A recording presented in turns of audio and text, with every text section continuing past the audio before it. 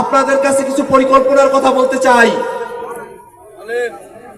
আমরা এখানকার মানুষেরা অত্যন্ত সহজ সরল মানুষ। আমরা সরকারি মেডিকেলের সেবাটাও কিভাবে নিতে হয় আমরা জানি না। সরকারি অফিসে গেলে, থানায় আদালতে গেলে কিভাবে নিজের কাজটা আমরা করে নিয়ে আসবো আমরা এটা বুঝি না। আমাদেরকে দালালের খপ্পরে পড়তে হয়। সরকারি মেডিকেলের চিকিৎসাও আমরা নিতে পারি না, সরকারি অফিসের সেবাও আমরা নিতে পারি না।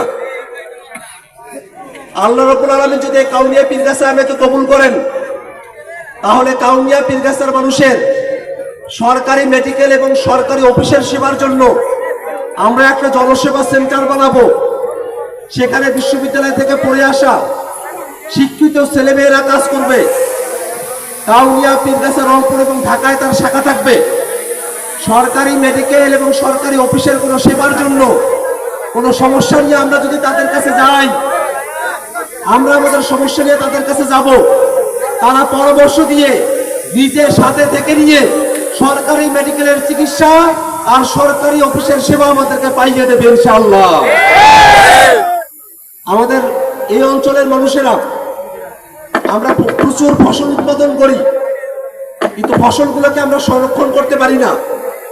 আমাদের আশেপাশে কোল্ড স্টোরেজ নাই।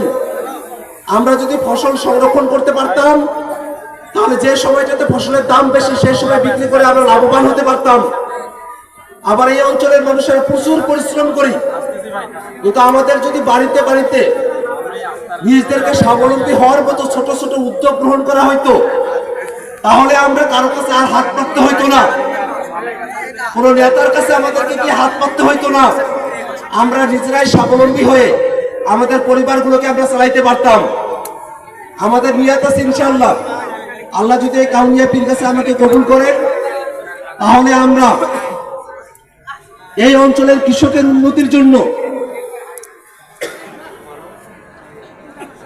কৃষির উন্নতির জন্য আমরা ইনশাআল্লাহ আমাদের তরফ থেকে সরকারিভাবে যে ধরনের ব্যবস্থাগুলো গ্রহণ করা প্রয়োজন আমরা সব ধরনের ব্যবস্থা গ্রহণ করব ইনশাআল্লাহ।